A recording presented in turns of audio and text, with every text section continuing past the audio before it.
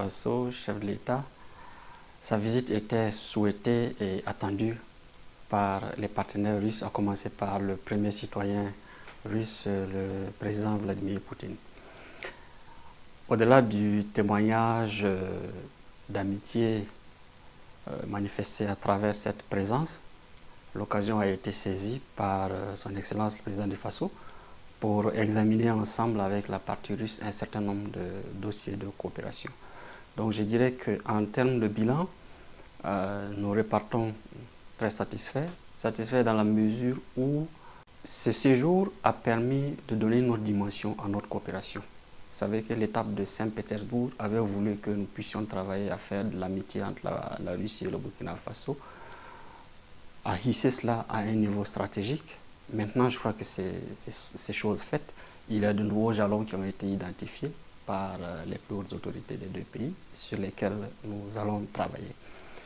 Donc, pour résumer, nous avons, au-delà de la parade à laquelle la délégation a pu participer, que le président du Faso a personnellement apprécié, je crois que chaque étape, comme il l'a mentionné, était pour nous des opportunités d'apprendre, de comprendre et d'essayer de voir dans quelle mesure on peut réinvestir cela dans les politiques publiques au Burkina Faso.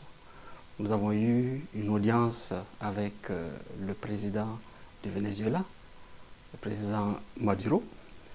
Et si vous avez remarqué, dans la symbolique, c'était assez touchant. Pourquoi je dis cela? C'est un doyen et qui a tenu à faire le déplacement de l'hôtel du président du Faso pour le rencontrer et lui témoigner sa solidarité, son soutien. Pour un Africain, c'est quelque chose qui a un sens assez profond.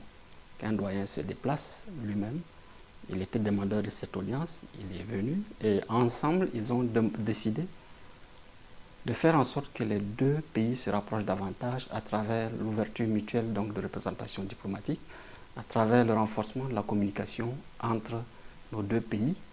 Et nous avions déjà eu une commission mixte de coopération qui a permis la signature de plus d'une dizaine d'accords de coopération. C'était l'occasion aussi de passer cela en revue et de faire en sorte qu'au niveau opérationnel, nous puissions travailler à renforcer le contenu de ces accords. En dehors de cela, l'audience solennelle qui a été accordée par le président Poutine en personne était aussi l'occasion pour les deux chefs d'État de passer en revue un certain nombre de dossiers de coopération. Le président du Faso a donné des orientations assez claires. D'abord dans la vision de la coopération qu'il souhaite. Sortir d'une coopération basée sur des subventions accordées par le partenaire vers une coopération basée sur un partage de capacités. Ça veut dire que nous ne sommes plus dans cette démarche de demandeur, mais nous sommes dans une démarche d'établir des relations fructueuses de partage. Et en cela, il a défini des axes qui sont d'abord l'éducation, la formation universitaire dans des filières scientifiques, où il souhaite que, en plus d'envoyer des étudiants burkinabés en Russie pour se faire former, que nous puissions accueillir d'éminents professeurs russes au Burkina pour aussi améliorer le niveau de nos universités. Universités qu'il souhaite mettre aux normes en travaillant à ce qu'il y ait des laboratoires pour que les étudiants puissent concilier apprentissage théorique et pratique. Le deuxième volet, c'est naturellement le volet qui avait été arrêté au niveau de Saint-Pétersbourg, qui est le volet énergétique, sur lequel les deux chefs d'État ont également échangé, voir dans quelle mesure ils peuvent toujours renforcer cette coopération. Et naturellement, la question de la défense et sécurité a été abordée pour voir dans quelle mesure ils peuvent toujours renforcer.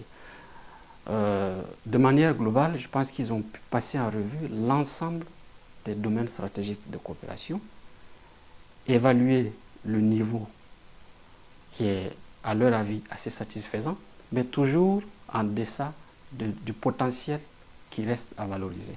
Et ça, ce constat a été fait dans le domaine commercial, où les échanges ont été multipliés par 10, mais qui restent tout de même en deçà de ce qui reste encore à valoriser dans le cadre de la coopération. Donc je crois que c'était pour nous un séjour fructueux. Au niveau des échanges avec la communauté. C'était l'occasion pour échanger avec l'ensemble des communautés. Nous avons voulu que ce soit l'AES et pas seulement le Burkina Faso. Vous avez été témoin de cette présence massive de nos frères et sœurs donc de l'espace AES. Le cadre universitaire dictait un sujet universitaire et les échanges du chef d'État donc ont porté essentiellement sur cette question. Il a saisi l'opportunité pour aussi donner des orientations, des conseils à tous ces futurs cadres qui doivent venir réfléchir avec nous et conduire les politiques publiques de développement dans nos pays. Donc globalement, je dirais que le bilan que nous tirons de ces séjours, c'est un bilan satisfaisant à tous les niveaux, que ce soit au niveau politique, au niveau diplomatique et au niveau opérationnel, où il est question de mettre en œuvre les accords de coopération, mais aussi les autres initiatives qui sont arrêtées de commun accord.